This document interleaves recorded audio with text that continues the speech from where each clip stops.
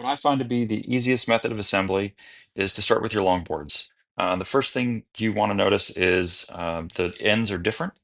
So one end is tapered and the other end's not.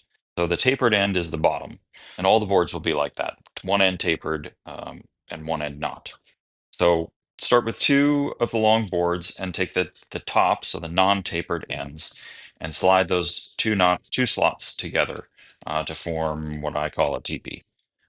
So you're going to do the same thing with all of your long boards. If you have a bigger wine rack, you'll have more of these. You just do all of those, and then you want to take your two teepees and slide the center section together. If you get to this point and they don't slide together, then you've probably assembled one of them differently.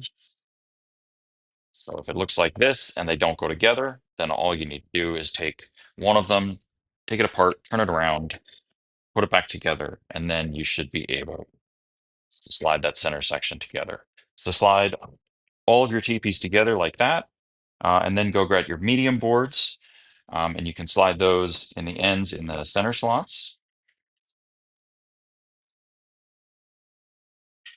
and then go for your small ones and finish it up by putting those in the final slots there. And that's all there is to it.